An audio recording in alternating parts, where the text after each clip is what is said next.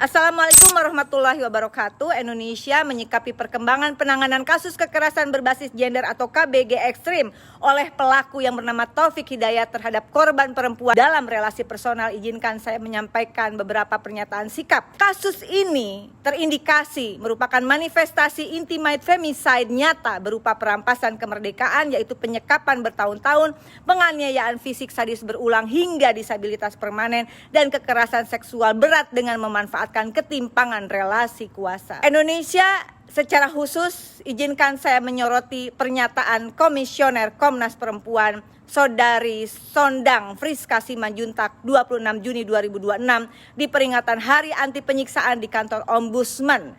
Jika benar pernyataannya, maka argumentasi yang dilandaskan pada penggunaan kerangka Konvensi Anti Penyiksaan atau Convention Against Torture, disingkat CAT, telah diratifikasi sebagai Undang-Undang Nomor 5 1998 dalam mendesak penanganan kasus Taufik Hidayat, maka saya menilai jika benar diucapkan, argumentasi tersebut rasanya kurang tepat secara doktrin hukum material, karena pasal 1 CAT menetapkan syarat mutlak bahwa tindakan penyiksaan atau tortur yang dimaksud harus dilakukan oleh atau atas persetujuan pejabat publik atau aparat negara, yaitu state actor. Dan terindikasi jika benar diucapkan oleh komisioner, ada pemaksaan CAT pada pelaku warga sipil atau non-negara, dalam hal ini Taufik Hidayat, yang justru terindikasi dapat menciptakan blunder fatal.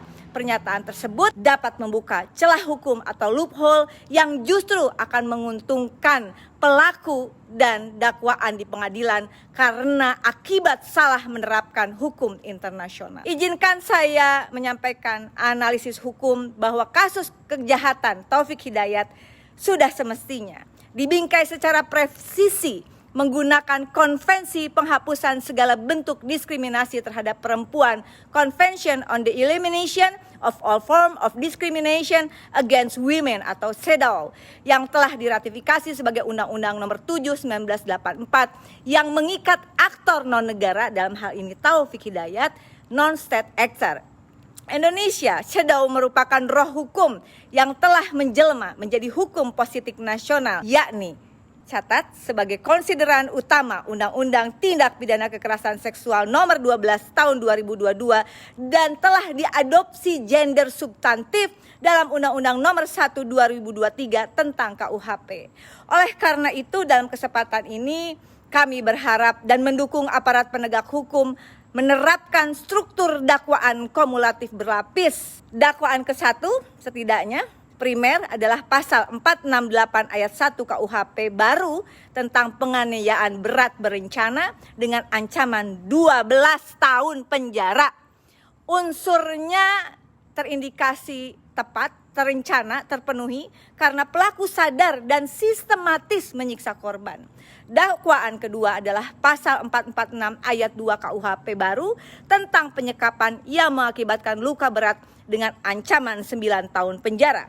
Sementara dakwaan ketiga adalah pasal 6 huruf B junto pasal 15 ayat 1 huruf E dan H Undang-Undang Tindak Pidana Kekerasan Seksual tentang kekerasan seksual fisik berat dengan pemberatan sepertiga hukuman karena relasi intim dan dampak disabilitas. Nah, Indonesia dalam kesempatan ini izin saya merekomendasikan sebagai anggota Komisi 13 DPR RI yang membidangi masalah hukum dan hak asasi manusia, saya menyatakan, pertama, mohon hentikan narasi salah alas hukum internasional.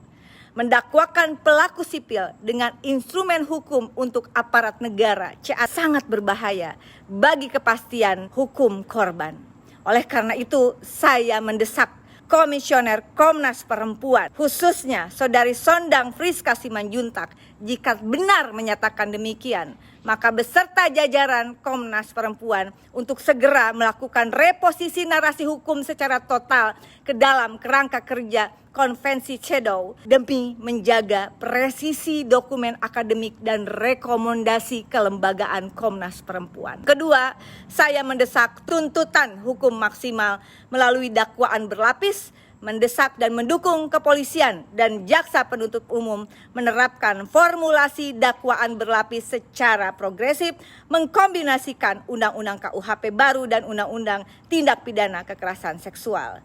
Indonesia penegakan hukum wajib berfokus pada pemulihan hak korban, termasuk memperjuangkan hak restitusi finansial dan medis dari seluruh aset kekayaan milik pelaku Taufik Hidayat.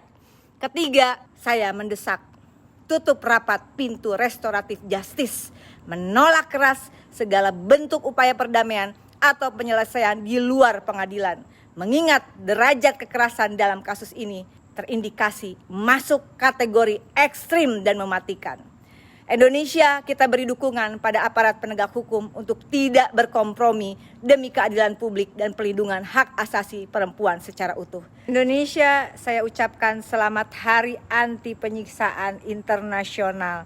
Saatnya gunakan alas hukum internasional secara bijak dan presisi, disampaikan dengan bijak juga, dan mudah-mudahan apa yang terjadi ini menjadi pembelajaran kita semua.